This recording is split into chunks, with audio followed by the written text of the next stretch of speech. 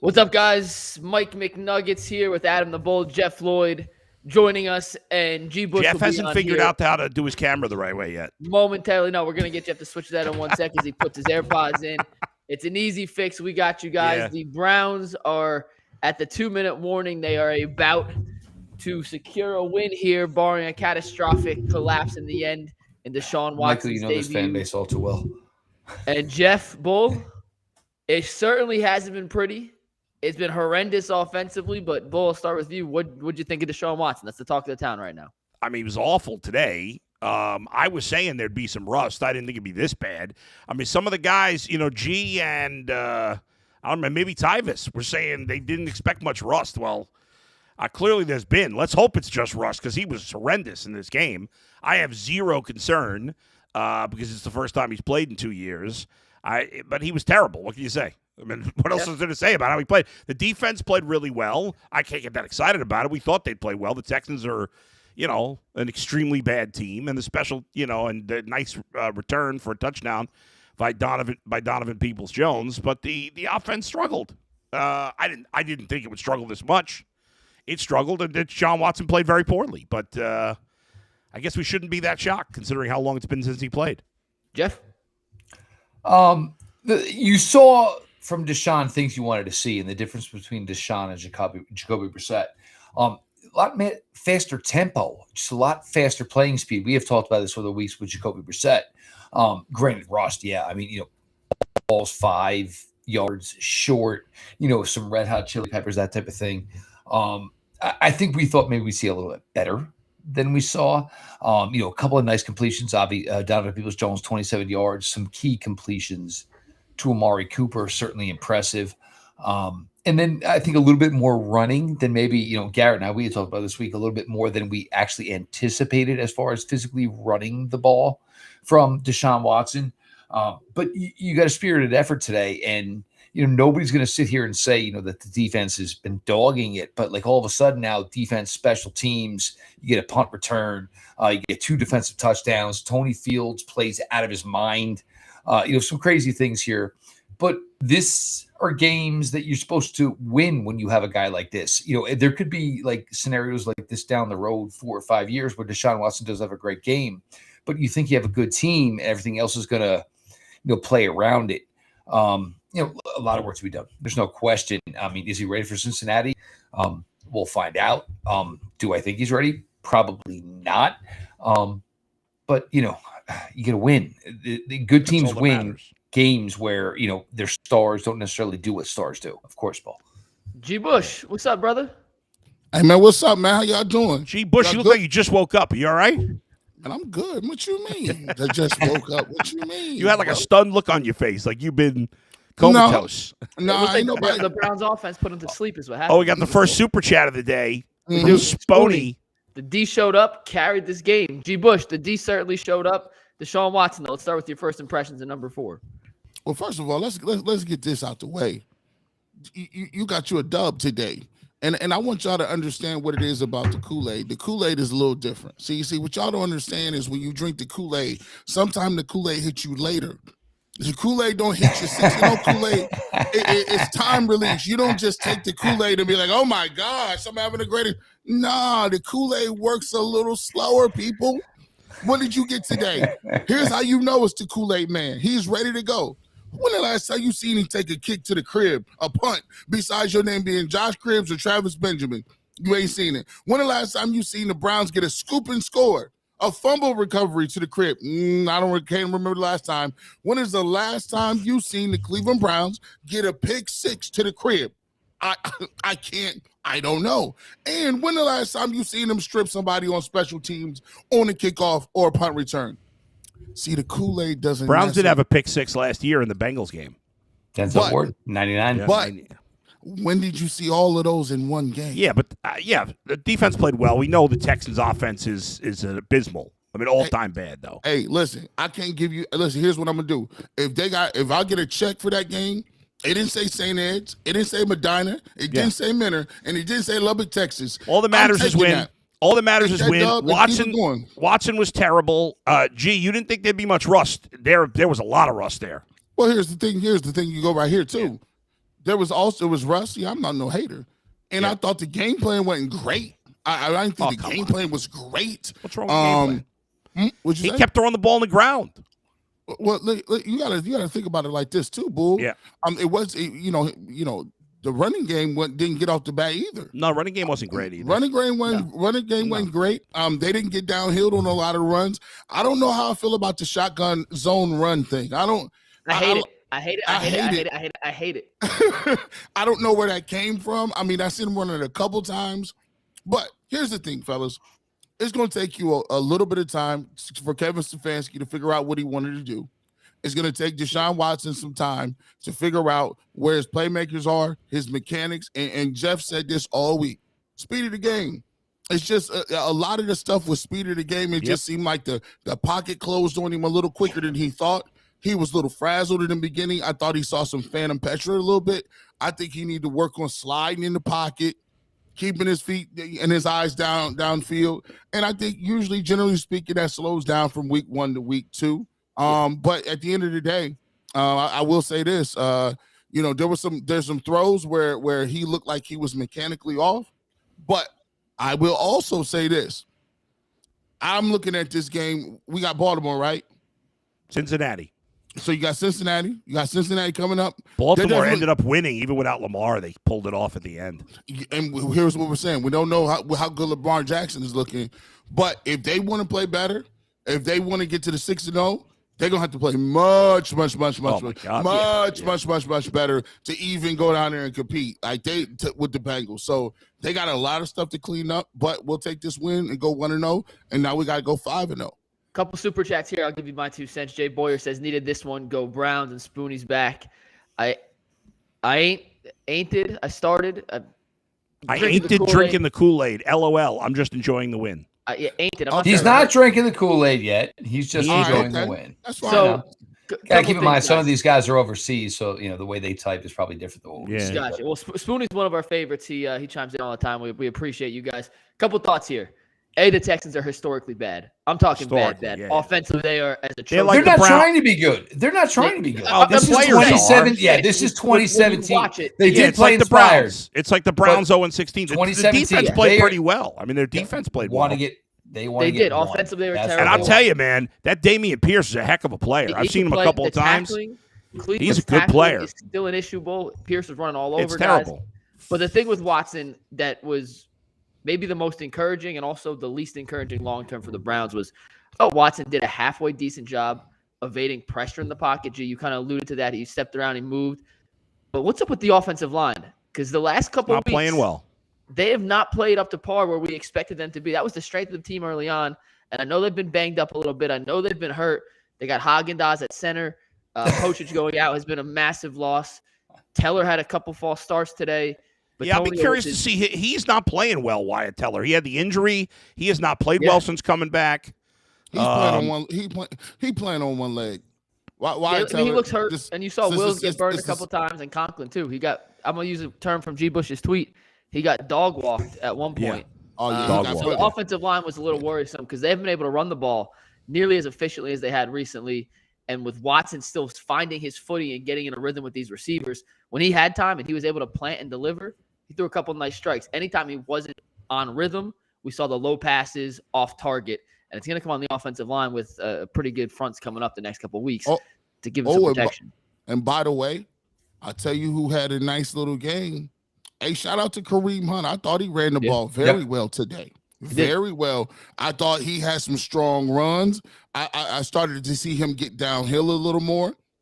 I mean, he didn't look like, and I will say this, Bull said this a little bit earlier during the season.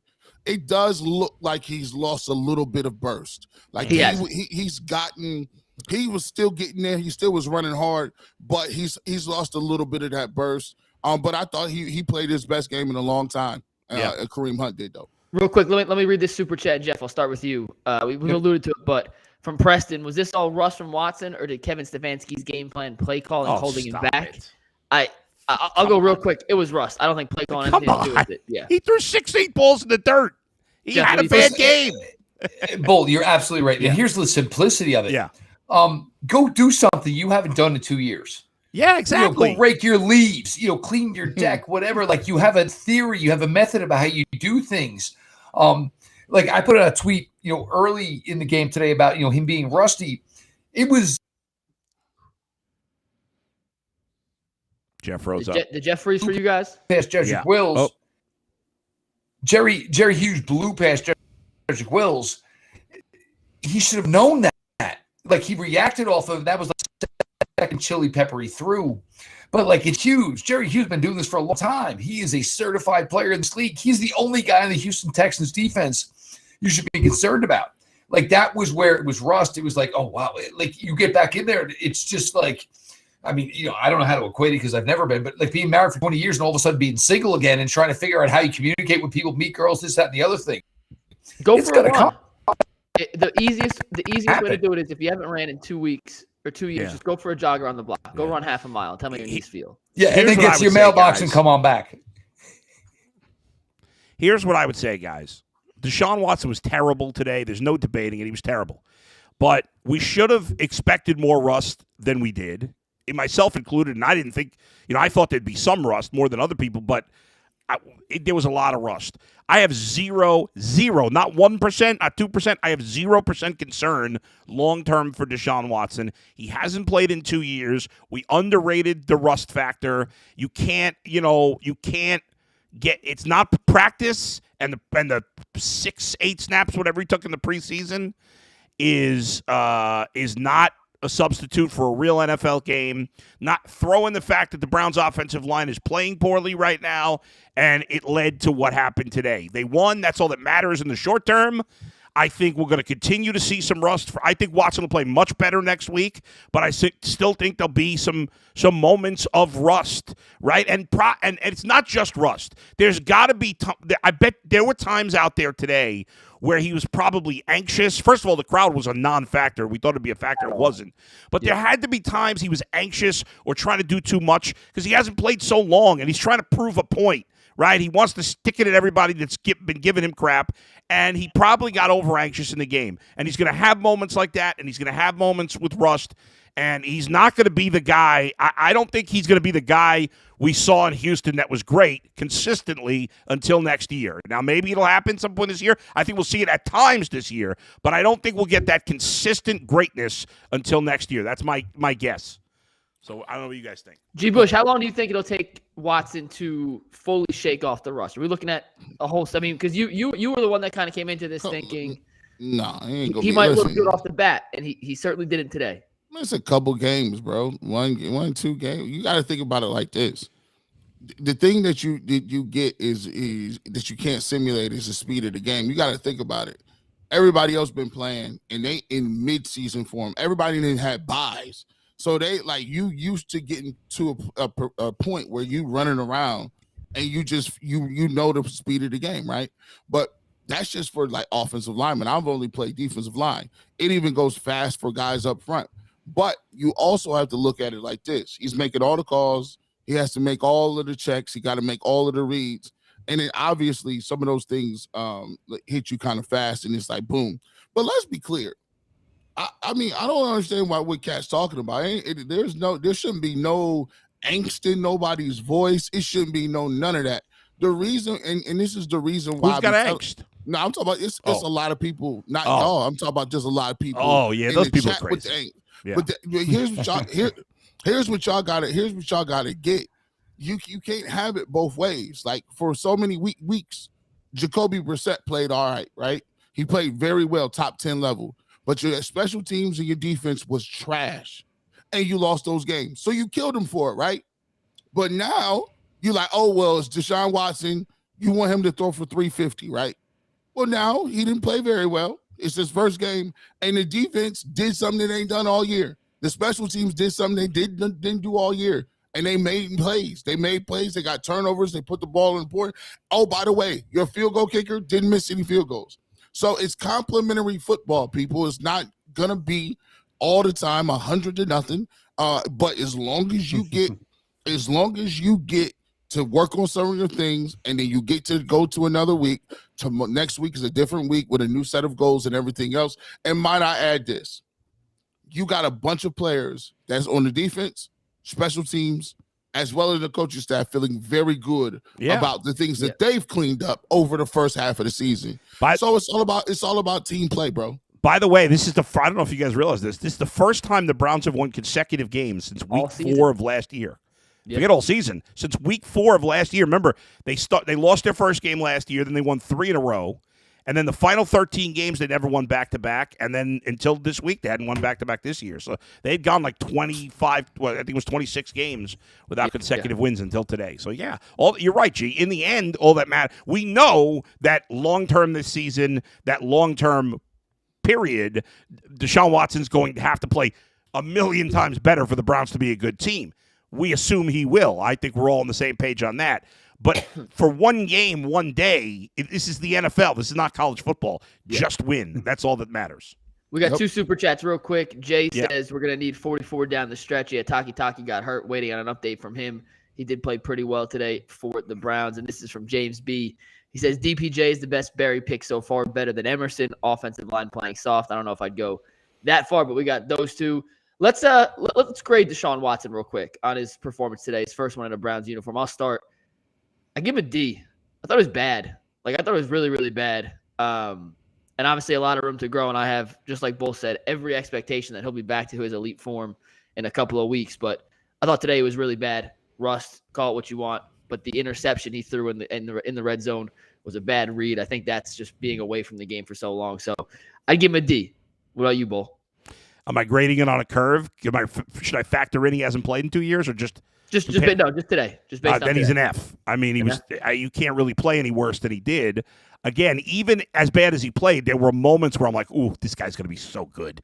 You could just see there's a couple little things, couple little moments where you're like, wow, once he gets it, once he gets right, once he's comfortable. Not only he hasn't played in 2 years, but he's playing with guys he's never played with coaches he's never played with. Yep. So not only is it a new offense and a new team and new players, but in addition to that, he hasn't played in 2 years. But for this game, you got to give him an F. I mean, I gave him a D for those little moments you alluded to. I gave him a D. Jeff, what say you? Oh, I mean, was he? If we're basing it on one day and one day only, no, he was poor today. It was, very evident he was poor. So that's what for me. It's an incomplete, but this is what it is. The Browns are a 4-7 team going into this game today. It's the next 6 games where he's at.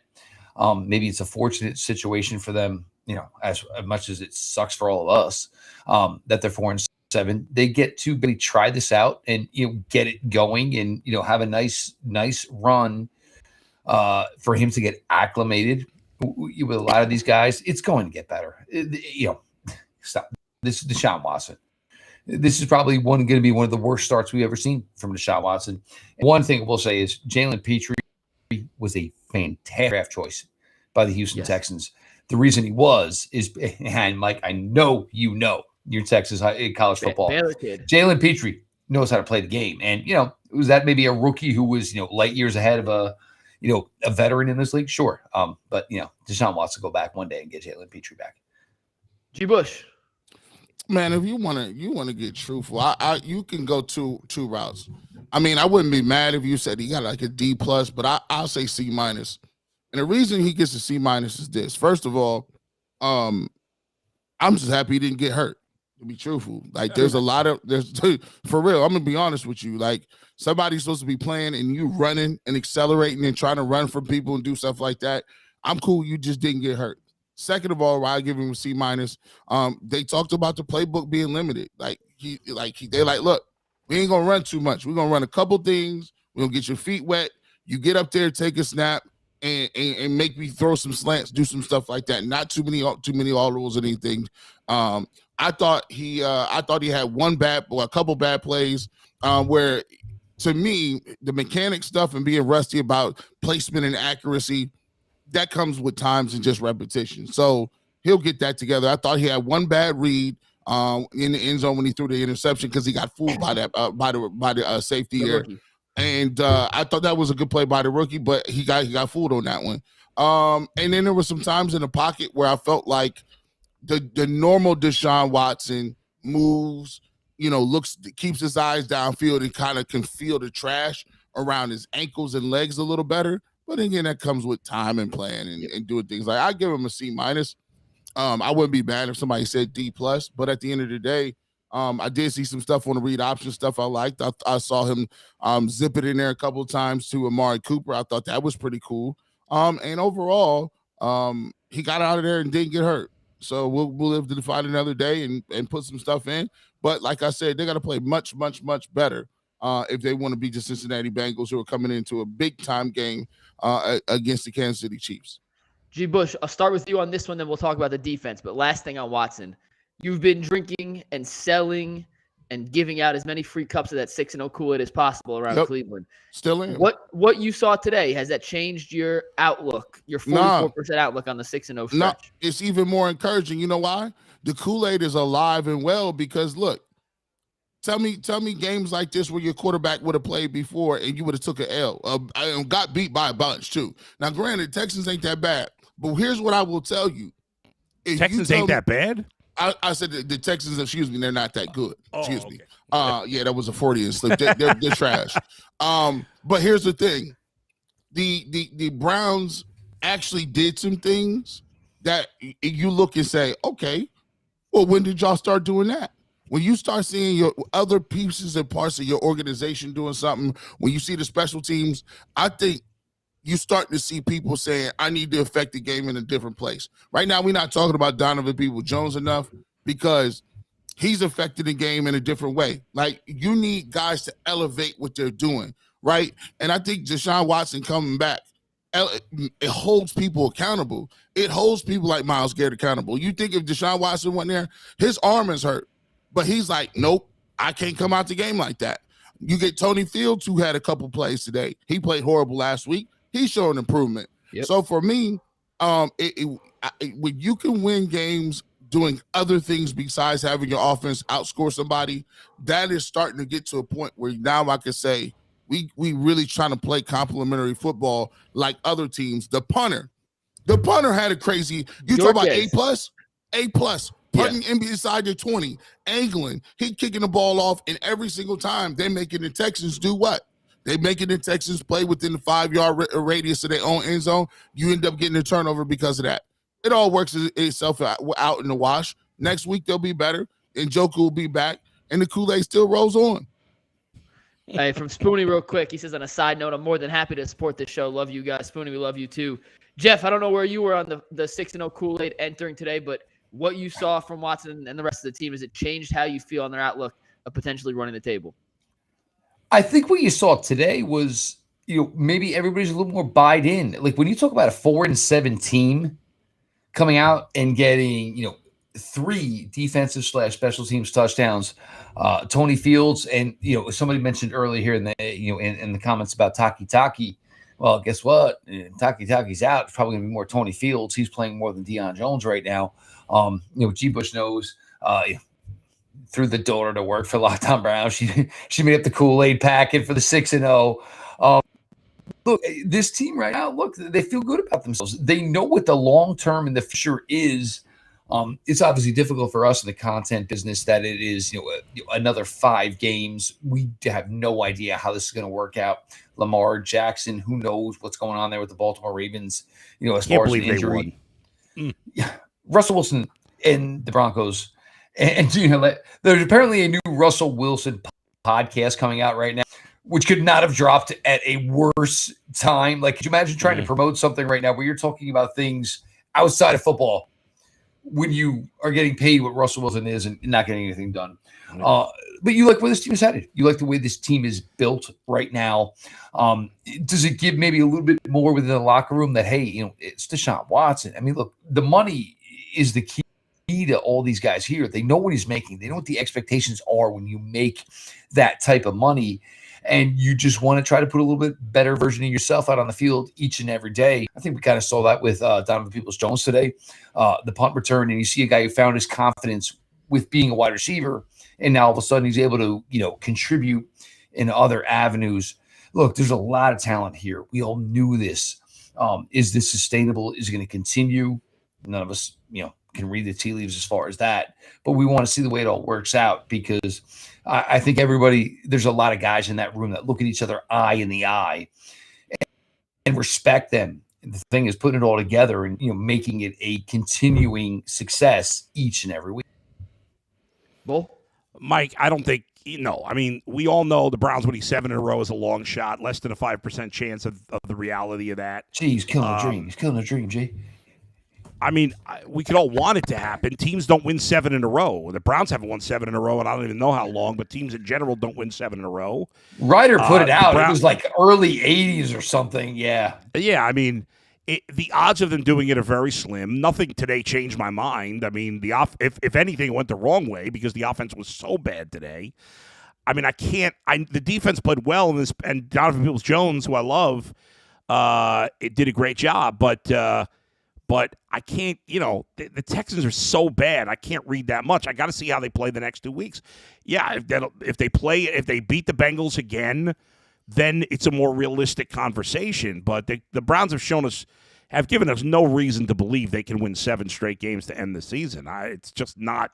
It's not likely. Anything's possible, but it's not likely to happen. So am I reading into this that you're saying, Bull, that there's no chance Prefer and Joe Woods saved their jobs today with their electric performances? If they saved their jobs today, then we don't. I mean, what did Prefer do? What, Donovan Peoples-Jones scores a touchdown, so Prefer's got to get credit for that? No, he ain't getting credit for that.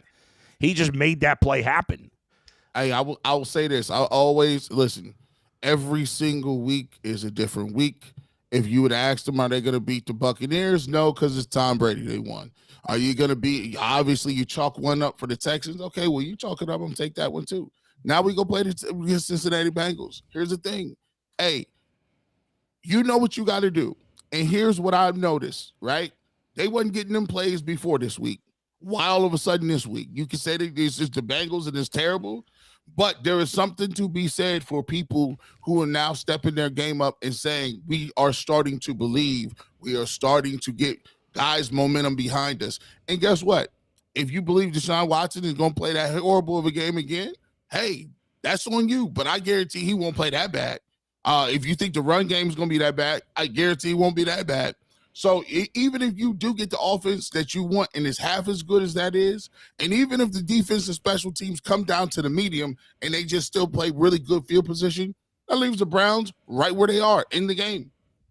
Yeah, I'm just saying you can't read it too much into this game, I think, is the bottom line. Either negatively for Deshaun Watson because it was his first game and positively for the defense because just the Texans' offense is so pathetic. I think when you next week, even though like this, some people say, well, even if the Browns win, it doesn't tell you that much because they've owned the Bengals. Okay, that's stupid. All right, teams. These things come and go, right? The Browns are 2-0, 4-0 against Burrow. Yes, they're 2-0 since the Bengals have been a good team. That's impressive, but it's 2 games. Even if you want to include Burrow's rookie year when the Bengals were terrible, it's still 4 games. If the Browns beat the Bengals, I don't care that they've had success against them. That's impressive, and that will stand out to me if they could sweep them in 2 legitimate games. Last year when they played the Bengals the second time, the starters didn't play for the Bengals because they had already clinched. So if they beat them again in Cincinnati, well, then I'll maybe start believing that they could run the table here. But Tampa Bay's a mediocre team even with Tom Brady. The Texans are horrible. They took care of business. They did what they had to do. Full credit. All that matters is winning. That's why we love the NFL, because they don't have to do style points and any of this nonsense. If they play well and win next week, then I'll more realistically believe they can make that run to the playoffs. But until I see it against the Bengals again, I think it's still an extreme long shot. And even if they beat the Bengals, it's still going to be tough. It's the NFL and the final 3 teams. Washington's playing great football. They won 7 of the last 8 games. They tied today. They tied today. So they're 6-1-1 in their last 8 games. Yeah. So and Baltimore's defense is playing well. Like, none of those games are going to be easy. But if the Bengals are the best team left on the schedule, and even though the Browns have played well of them, that'll still be an impressive win if they go to Cincinnati and win. And if they do that, then I'm going to have more of a belief, and I'll maybe start drinking the Kool-Aid. I don't think the long-term future of this team is bright. I love, as even with all the controversy, I think it was a huge deal that they got Deshaun Watson, and I think he's going to be phenomenal in the long term for the Browns. But they still got a long way to go, and there's still major question marks outside of Myles Garrett in their front seven. Major. I agree with a lot of what Bull said. This from Brian Ryder. Remember the turnaround from week 1 to week 2 for Jacoby in this offense? Watson will be much better next week. He can't be any worse. He might. That's a stupid comparison, though. I'm reading a super chat here, Bull. Just let the people think what they want. I'm going to say it's a stupid comparison. He can't play much worse. I think we all agree. We expect him to be much, much better moving forward. Of course. He certainly was rusty. The Bengals game is really interesting. And, Jeff, I want to start with you on this one. Don't tell me the score. Don't tell me the score against the Chiefs. I'm not pausing the game. We're done here. No, I'm not going to talk about the game next week. Looking ahead. Okay. I'm not watching either. I'm looking at you guys. Well, love you, but nobody was dropping in with the Bengals side in this game. You're going to be good. You know I that. want to know it. Yeah, I promise you, you're safe. Just don't look at the chat, because now that you said you don't want to see updates, the entire chat's going to tell you. It's over. You should have said play-by-play what's happening here. Yeah. So if you really want to get under Bull's skin in the chat, just keep dropping scores. And I don't want to know. I'm blocking the chat now. That'd be terrible if anyone super chatted play-by-play of the Shut score up, here, Mike. so we had to read it. That what a shame that would be. Don't be. What is the matter with you? And let's not. Hey, that was a D-bag move. Let's not disrespect Bull, who was our play-by-play guy. Yeah. Bull has been the play-by-play key. Donnie M says, remember when we beat the Bengals in Cincinnati with one-armed quarterback last year? I think we have a puncher's chance next week. Who said they don't have a chance? No, I think we all think they have a very good shot. Of course they have a good chance. Yeah. And this is Brian Ryder. Toss-up game. He says, I understand the situations aren't comparable. That was a follow-up from Brian Ryder. But, Jeff, looking ahead to Cincinnati, we saw what we saw today from Watson. Limited playbook, what he was comfortable with, his first week fully going through as the starter in practice, getting reps in with the first-team guys, Cooper, DPJ. Realistically speaking, with the defense playing better as of now, with the special teams rounding into shape for at least 1 week, do you feel like everything is coming together at the right time now for this Browns team against the team that they've already had some success against in the past? It's difficult to say, if this is all coming together at the right time as far as the conclusion of this season. That's where this part gets a little bit gray, gets a little bit difficult.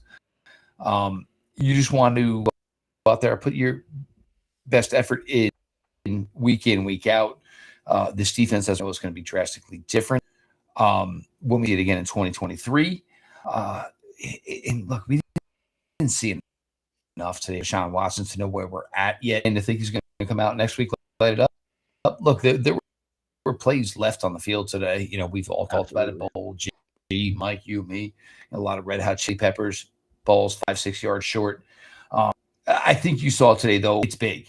It's big as far as what he can be, as far as comparing him and pairing him with Nick Chubb, Amari Cooper. There's a lot of talent here. A guy who could conceivably be the most talented one of the entire bunch. That's the crazy part of all the time, to get everything right. Understanding the amount of rust and the amount of time he's been away from the game, why he's trying to get himself acclimated within this new offense and a running game that he's never had before.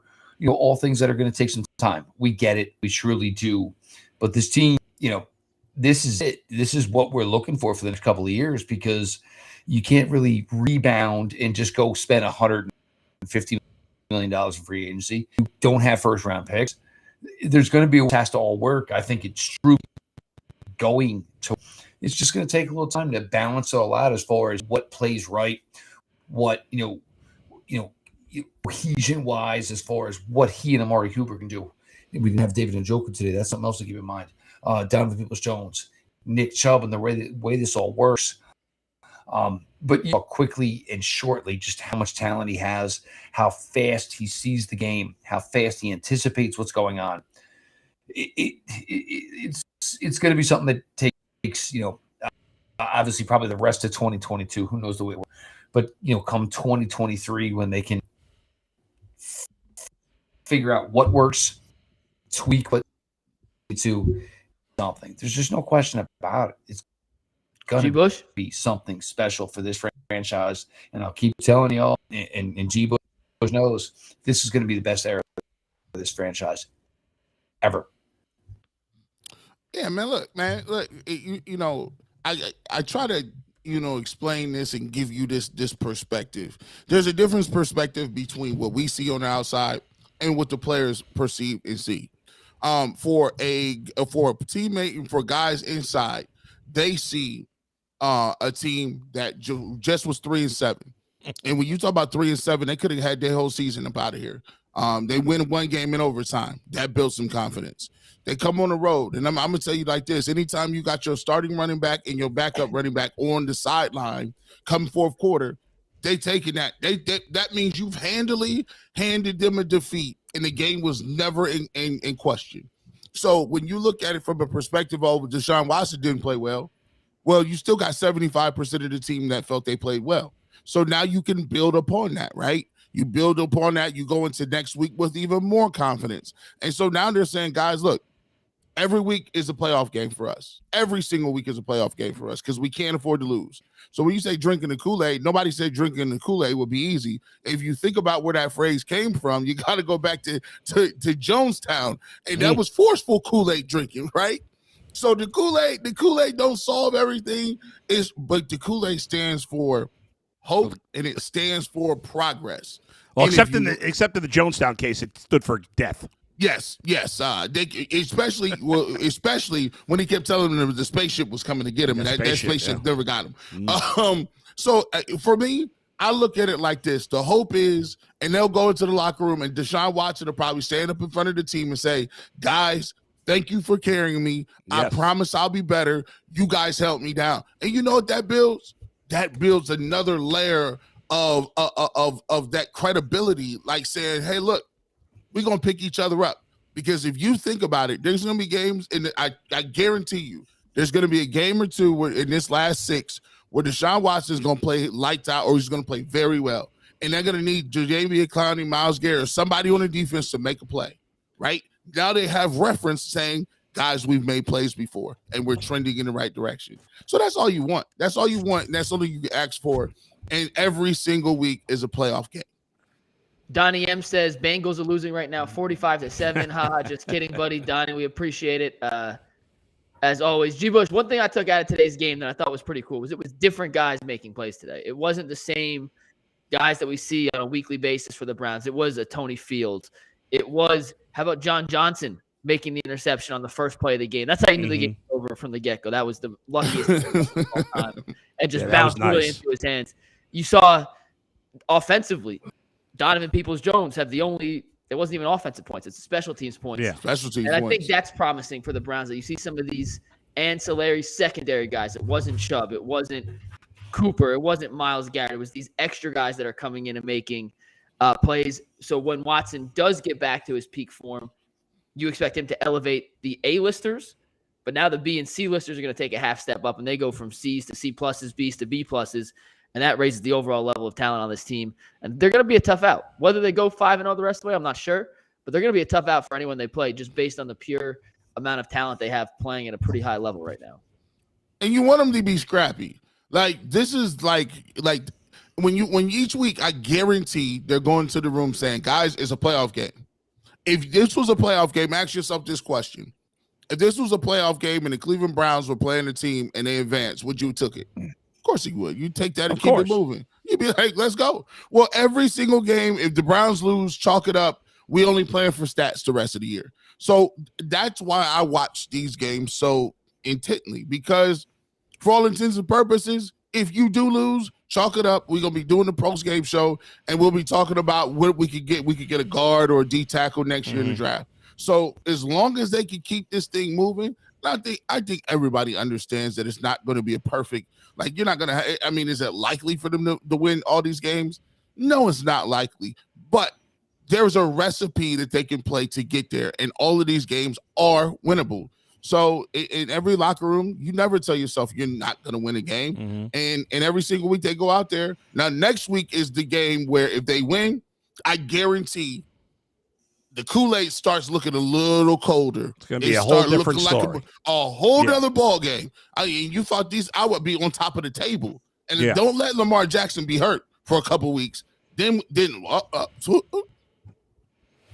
Yeah, I listen. Even though the Texans were not a challenge offensively, I think the fact that the defense played so well could be a confidence booster for some of those guys who have struggled this season, right?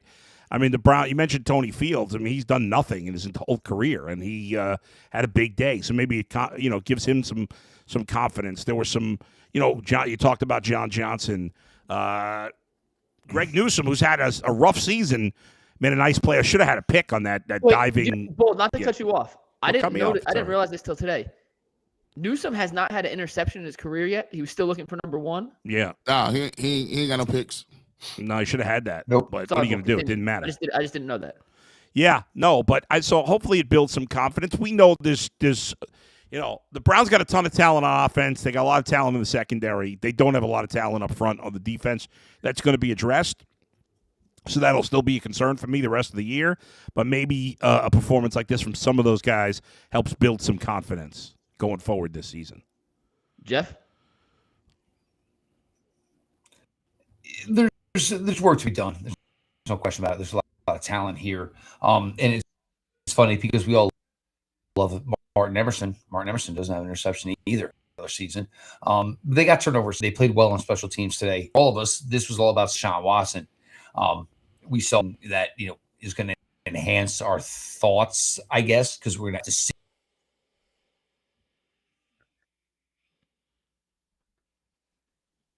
He's frozen. Did you guys lose Jeff too? Yeah. You know what this game reminded me of, G. Bush? This is a deep cut that maybe only you'll get. I went to the Nets-Cavs playoff game back in New Jersey in 2007, and it was the first time I ever saw LeBron play in person. And Danielle Marshall hit 13 threes and set a new playoff record and had 48 points. And LeBron had 11-6, and it was the most low-key LeBron game ever. And Danielle Marshall stole the show. I went in that game as a 9, 10-year-old so excited to see LeBron, and it was Danielle Marshall of all people that was the one who left with the headlines. And today we all expected to see Deshaun Watson do something. We went 0 for 5, by the way. The unders on our prop bets all hit.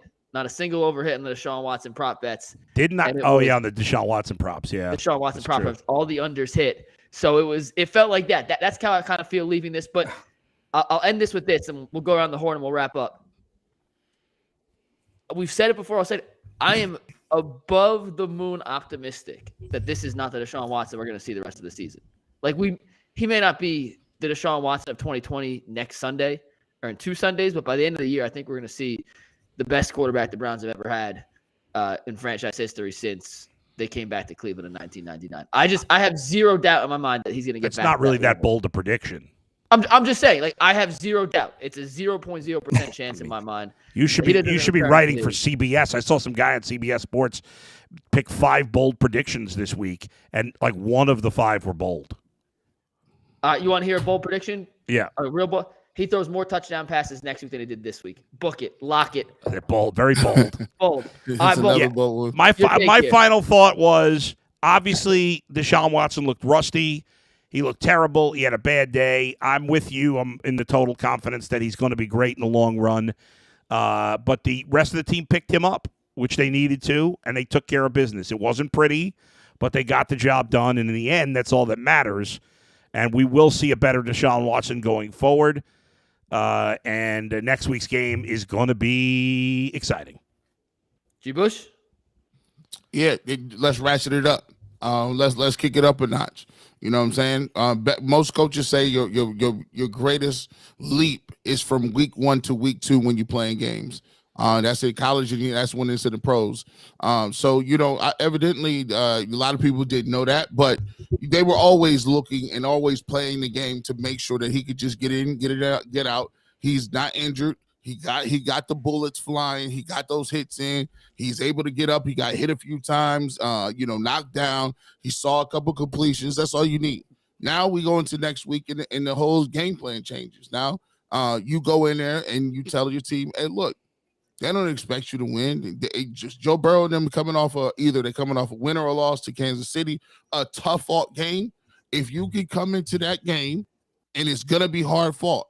If you can come into that game and catch them on a letdown or catch them beat up from a week, we don't know. Jamar Chase is his first game back this week.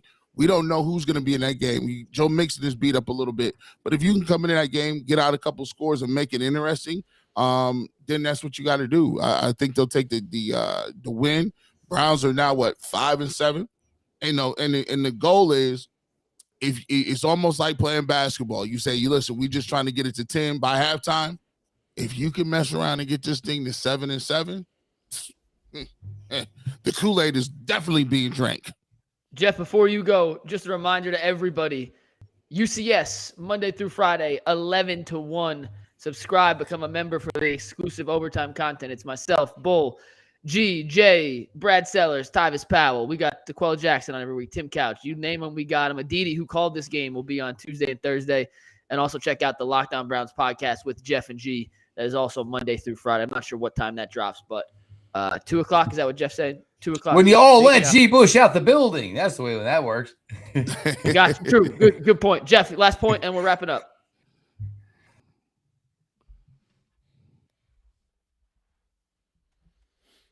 None of it matters. You want to see that number 4, and everything else here works. Awesome. It's about number 4. That is it for the post-game show. That's all this is about. Gotcha. That is it. Jeff, sorry, we got to get you up to speed to keep freezing here on us. So that's going to do it for the post-game show.